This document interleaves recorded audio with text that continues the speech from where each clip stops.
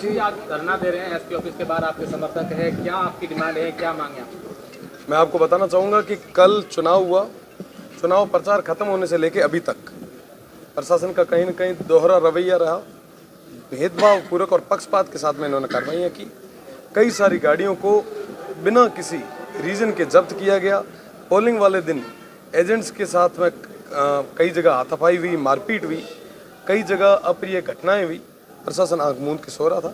मैं आपको कहना चाहूँगा कि साहब कतई ये चीज़ें स्वीकार्य नहीं हैं। मैंने जैसे ही चुनाव शुरू होने हो थे उस समय लगभग 420 बूथों की लिस्ट दी थी कि ये सेंसिटिव है, पर उन बूथों पे किसी तरीके की कोई कार्रवाई नहीं की गई और अलग अलग जगह पे अलग अलग लोगों के साथ में इस थार का सौहार्द बिगाड़ने का प्रयास किया गया। मैं उसके विरोध में आज तमाम उन लोगों के विरोध में कार्रवाई करवाने के लिए आया हूँ, क्योंकि अभी तक प्रशासन ने किसी तरीके की कोई कार्रवाई नहीं की है और मैं चाहता हूँ कि जो दोषी है वो गिरफ्तार हो और निर्दोषों को न्याय मिले। प्रशासन के साथ वार्ता होगी, क्या वार्ता होगी? मैं आपको बताना चाहूँगा कि साहब प्रशासन के साथ अभी वार्ताओं का दौर चल रहा है और जैसे ही कोई निष्कर्ष निकलता जल्दी आप। अभी आपने एक आरोप लगाया कि कल मैंने कई बार फोन किए, कई बूथ पर हमारे साथ सही नहीं होता, बूथ कैप्टन के भी आरोप लगाए, वहाँ पुलिस नहीं पहुँची, क्या? बिल्कुल, कल मैं कंट्रोल रूम में ही था। सुबह से लेकर शाम तक कई जगह ऐसी ऐसी घटनाएं हुई। मैंने इनको बूथ नंबर, लोकेशन के साथ साथ तमाम वो चीज़ें उपलब्ध करवाई, पर उसके बाद में भी कई जगह 3-3 घंटे तक कोई जाब्ता नहीं पहुंच पाया। कई सारी अप्रिय घटनाएं हुई।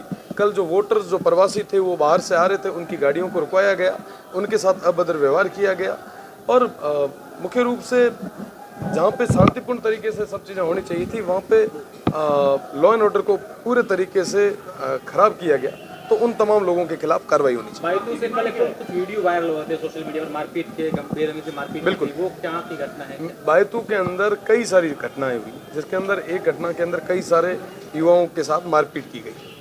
अकेला और मॉब लिंचिंग एक तरीके से आप देख सकते हैं कि 100-200 जनों के द्वारा 1-2 लोगों पे ऐसी वारदात करना, आप सोचें कि जान माल का खतरा हो सकता था। थार में कभी ऐसा देखा नहीं गया कि ऐसी अप्रिय घटनाएं हुई। चुनाव खूब हुए, कई सारे बुजुर्ग मुझे कल मिले, उन्होंने कहा चुनाव खूब हुए पर ऐसी घटनाएं हमारे इस थार में कभी नहीं हुई।